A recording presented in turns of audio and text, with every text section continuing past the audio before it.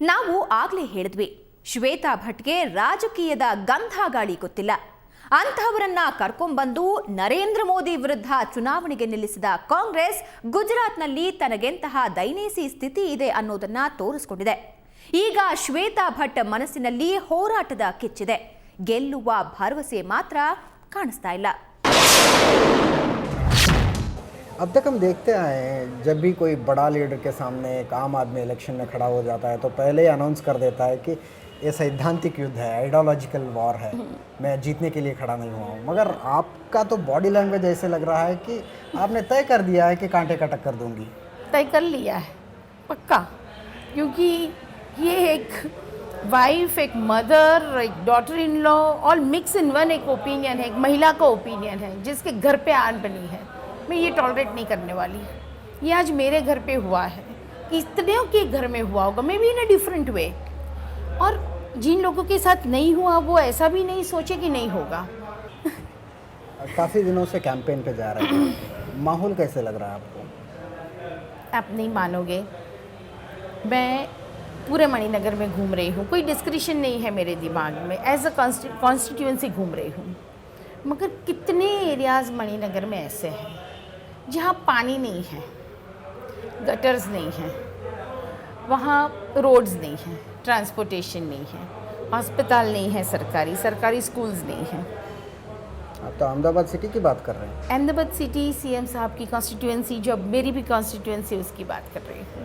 मेरे ख्याल से इसको विकास या डेवलपमेंट नहीं कहा जा सकता. तो ये वी फॉर विकास, डेवलपमेंट हो रहा है, ये सब हाइप लगता है आपको या एकदम हाइप, खाली कहने की बात है, एब्सोल्यूट कहने की बात. ही जस्ट डजंट केयर. वो कह सुना है कि कपड़े वो रिपीट नहीं करते.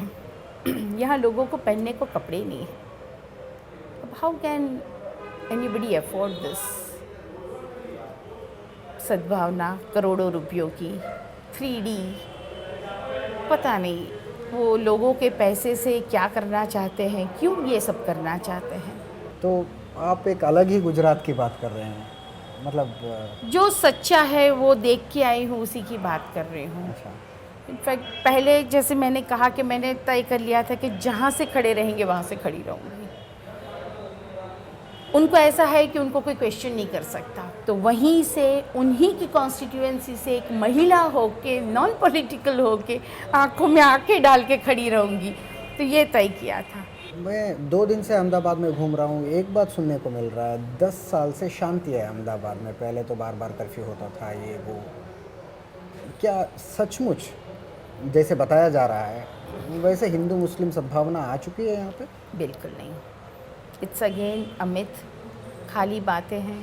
काफ़ी केसेस हुए हैं राइटिंग्स के, जो बातें बाहर नहीं आती, लोग समझते ऐसा होता नहीं है. अच्छा, तो आप इतने काफ़ी दिनों से कैंपेन कर रहे हैं, रिजल्ट के बारे में क्या उम्मीद है आपका? कुछ नहीं. मैं कहाँ पॉलिटिकल बैकग्राउंड से हूँ कि मुझे इतनी सब चिंता है. मैं तो जाती हूँ, बातें करती हूँ, प्रॉब्लम सॉल्व करने की ट्राई करती हूँ. That's it. अभी इतना ही मकसद है. हाई कमांड के सपोर्ट कैसे मिल रहे हैं आपको दिल्ली से? बस जिसे एक पार्टी के कोई भी कैंडिडेट को मिलता है वैसा मिलता है. I work according to the parties rules and all, but मेरे तरीके से.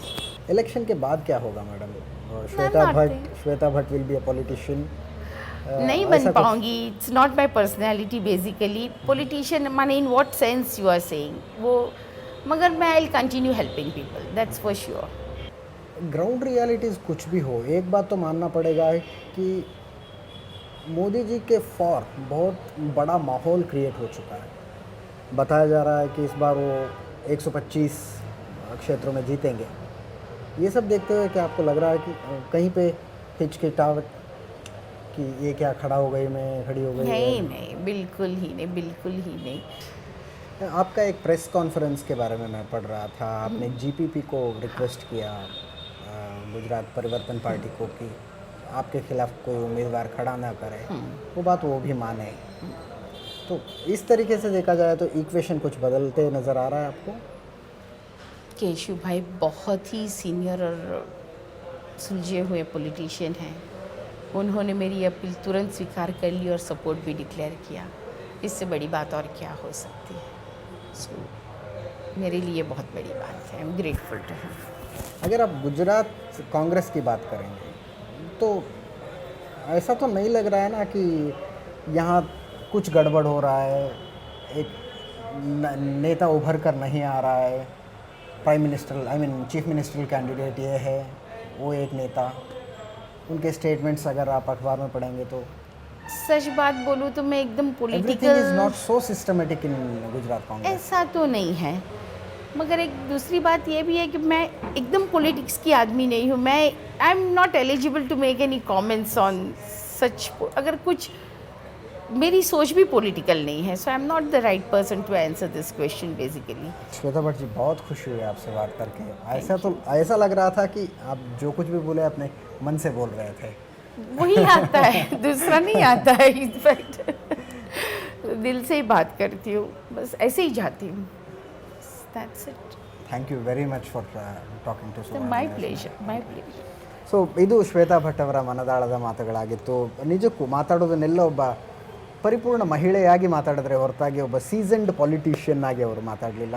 ಒಬ್ಬ ಹೌಸ್ ವೈಫ್ ಹೇಗೆ ಮಲ್ಟಿ ಟಾಸ್ಕಿಂಗ್ ಮಾಡ್ತಾರೋ ಅದೇ ರೀತಿಯ ಮನಸ್ಥಿತಿಯಲ್ಲಿ ಚುನಾವಣೆಗೆ ಹೋಗ್ತಾ ಇದ್ದೀನಿ ಅನ್ನುವಂಥ ಮಾತನ್ನು, ಇವರ ಈ ಹೋರಾಟಕ್ಕೆ ಜನ ಎಷ್ಟರ ಮಟ್ಟಿಗೆ ಬೆಂಬಲ ಕೊಡ್ತಾರೆ, at the end of the day politics is a number game, ಎಷ್ಟರ ಮಟ್ಟಿಗೆ ಜನ ಬೆಂಬಲ ಕೊಡ್ತಾರೆ ಅನ್ನೋದನ್ನು ಚುನಾವಣೆಯ ಫಲಿತಾಂಶವೇ ನಿರ್ಧರಿಸಬೇಕು.